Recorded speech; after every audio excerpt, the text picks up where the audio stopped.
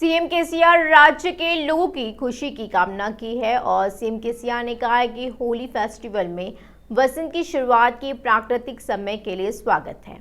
वसंत के मौसम के उल्लेख के रूप में हरे रंग के अंकुरों के साथ नया साल का आगमन हो रहा है। सीएम केसीआर राज्य के लोगों की खुशी की कामना की है और सीएम केसीआर ने कहा है कि होली फेस्टिवल में वसंत की शुरुआत के प्राकृतिक समय के लिए स्वागत है। वसंत के मौसम के उल्लेख के रूप में हरे रंग के अंकुरों के साथ नया साल का आगमन हो रहा है। बंडी संजय ने आरोप लगाया है कि प्रीति की मौत होने के बावजूद 4 दिनों तक इलाज किया जाता रहा। प्रीति का हैदराबाद में 4 दिनों तक इलाज जारी रहा। उन्होंने कहा कि तेलंगाना राज्य में महिलाओं के लिए सुरक्षा नहीं है। इस घटना के विरोध में उन्होंने एक दिवसीय अनशन किया है। इस अवसर पर पंडित संजय ने आरोप लगाया कि केसीआर सरकार ने एक शातिर मामले में काम किया। बीआरएस सरकार ने आरोपियों की रक्षा के लिए मामले की आलोचना की। यह पूछे जाने पर कि सरकार ने स्पष्टता क्यों नहीं दी है और प्रीति की मृत्यु कैसी हुई है, यह उनकी मृत्यु कैसी हुई है। भाजपा विधायक इटेला राजेंद्र तेलंगाना राज्य में कॉलेज में पढ़ने वाली महिलाओं और लड़कियों के लिए सुरक्षा के लिए सवालिया निशान खड़ा किया है। उन्होंने यह कहने के लिए परिवार की आलोचना की कि पीड़ित परिवार की क्या सरकार मदद करेगी। परिवार के सदस्यों ने कहा प्रीति ने आत्महत्या नहीं की बल्कि उसकी हत्या की गई है और उन्होंने कहा कि आदिवासी समुदाय के साथ सभी महिलाएं पीड़ित हैं।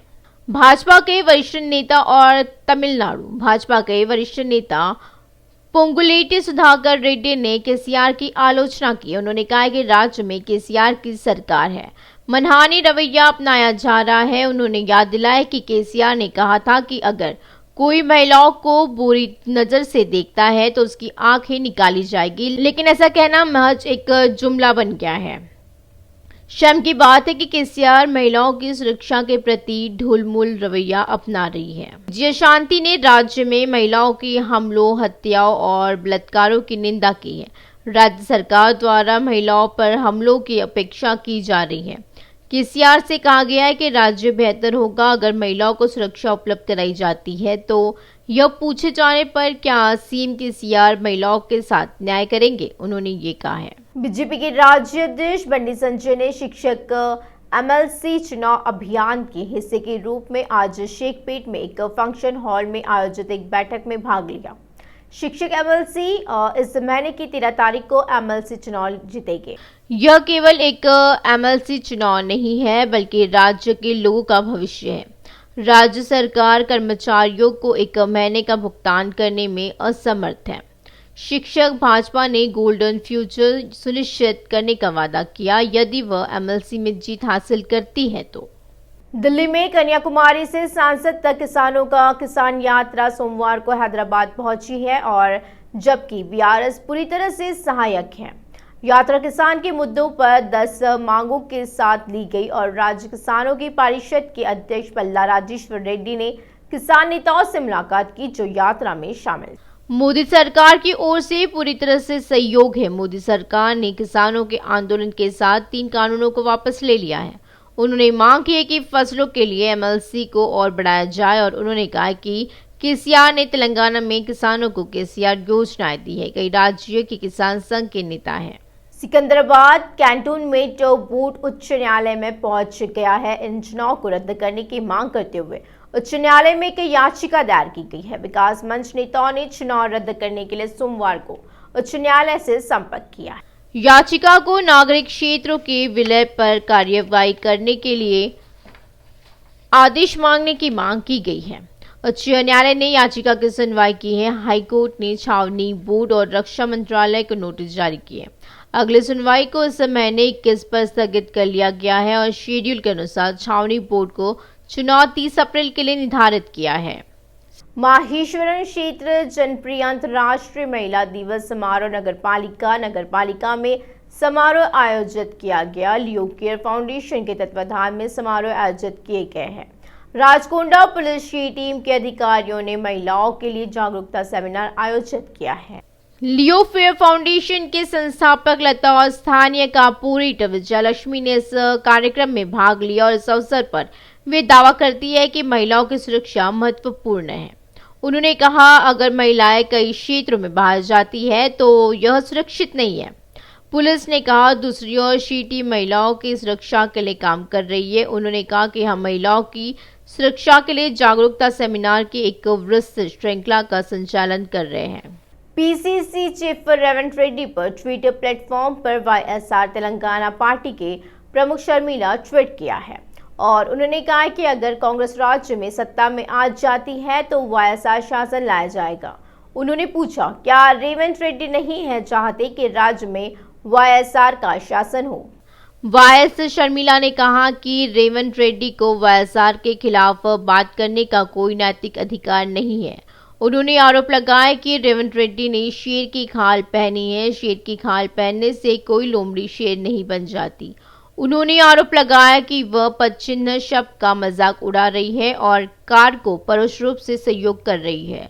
वाईएसआर के प्रशंसकों ने ट्विटर प्लेटफॉर्म पर चेतावनी दी है। वाईएसआर प्रशंसकों को पुनर्विचार करने के लिए बुद्धिमान होंगे जो मानवता के नाम पर विश्वास नहीं कर रहे। उन्होंने कहा, वाईएसआर तेलंगाना पार्टी वाईएसआर कल्याण शासन के लिए पैदा हुई एकमात्र पार्टी है। उन्होंने कहा, वाईएसआर एकमात्र ऐसे व्यक्ति थे जिन्होंने 3800 किलोमीटर की दूरी तय की है और सार्वजनिक मुद्दों के लिए लड़ाई लड़ी है। अंतर्राष्ट्रीय महिला दिवस समारोह राजभवन में आयोजित किए गए। इस कार्यक्रम में वरिष्ठ अभिनेत्री पूनम कौर ने भाग लिया। इस अवसर पर वह भावुक हो गई है। वह तेलंगाना में पैदा हुई लेकिन वह एक पंजाबी लड़की। अंतर्राष्ट्रीय महिला दिवस समारोह राजभवन में आयोजित किए गए। इस कार्यक्रम में वरिष्ठ अभिनेत्री पूनम कौर ने भाग लिया। इस अवसर पर वह भावुक हो गई है। वह तेलंगाना में पैदा हुई लेकिन वह एक पंजाबी लड़की। तेलंगाना सरकार विश्व महिला दिवस के अवसर पर है और मंत्री हरीश राव ने हेल्थ वुमन कार्यक्रम की सफलता का आह्वान किया है, जिसे इस महीने की 8 तारीख को सीएम केसीआर के आदेशों पर लॉन्च किया जाएगा। स्वास्थ्य विभाग ने महिलाओं के व्यापक स्वास्थ्य के संरक्षण के लिए मुख्यमंत्री के निर्देशों पर एक व्यापक योजना की योजना बनाई है। कार्यक्रम मुख्य रूप से स्वास्थ्य समस्याओं का सामना करने वाली महिलाओं को चिकित्सा देखभाल प्रदान करना है।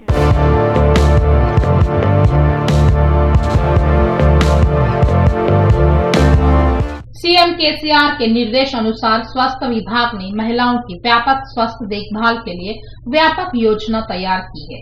पीएचसी, यूपीएचसी और बस्ती अस्पतालों में प्रत्येक मंगलवार को विशेष चिकित्सा जांच की जाएगी।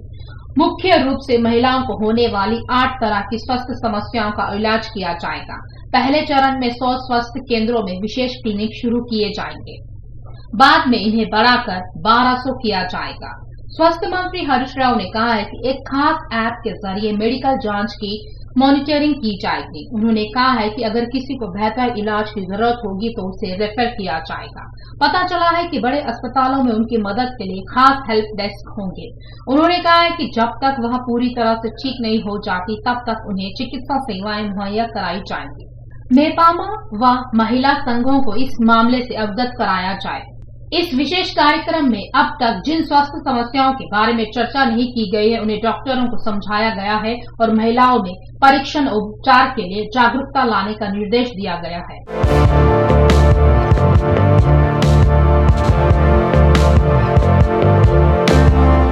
सरकार द्वारा कराए जाने वाले 8 प्रकार के परीक्षणों में मधुमेह, रक्तचाप, रक्ताल्पता एवं अन्य सामान्य परीक्षण किए जाएंगे।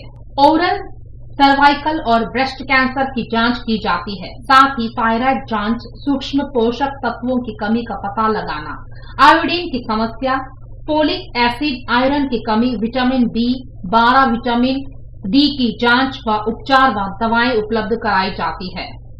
मूत्र पथ के संक्रमण और श्रेणी सूजन संबंधी बीमारियों का परीक्षण किया जाता है। राजोनिवृत्ति के चरण के संबंध में परीक्षण किए जाते हैं। हार्मोन रिप्लेसमेंट थेरेपी और परामर्श उन लोगों के लिए आयोजित किया जाता है जिन्हें इसकी आवश्यकता होती है। मानसिक और प्रजनन समस्याओं का विशेष परीक्षण किए जाते हैं और उपचार के साथ जागरूकता प्रदान की जाती है।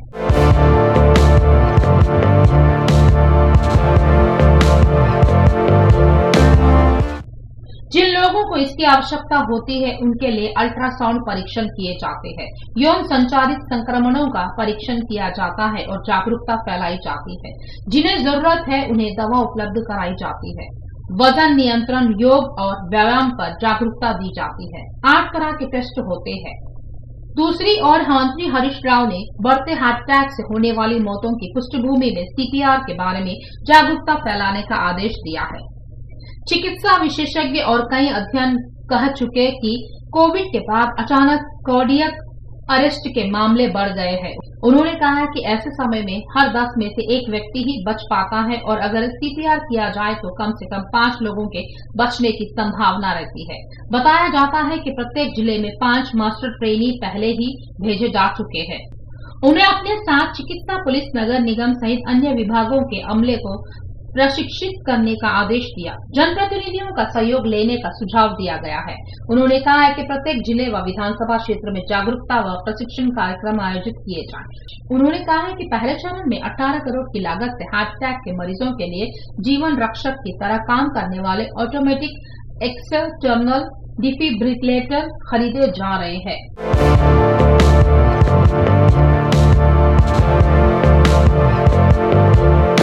न्यायालय ने PCC प्रमुख रेवंत रेड्डी को मार्च के लिए अतिरिक्त सुरक्षा प्रदान करने का आदेश दिया है। रेवंत रेड्डी ने अदालत से अपनी यात्रा के दौरान अतिरिक्त सुरक्षा प्रदान करने के लिए कहा है। हालांकि सरकार ने कहा कि 69 सुरक्षा कर्मियों की स्थापना पुनरावर्ती यात्रा के आसपास की गई है। रेवंत रेड्डी के वकील ने तर्क किया, यह सिर्फ यात्रा बंदोबस्त और यातायात के लिए है। उच्च न्यायालय ने 2 दलीलें सुनी और सरकार को अतिरिक्त सुरक्षा देने के आदेश दिए हैं। इसे रात के पड़ाव में सुरक्षा प्रदान करने का भी आदेश दिया गया है। हाथ से हाथ जोड़ो यात्रा पर पुनर्विचार किया जा रहा है। हालांकि यह करीमनगर जिले में जारी है।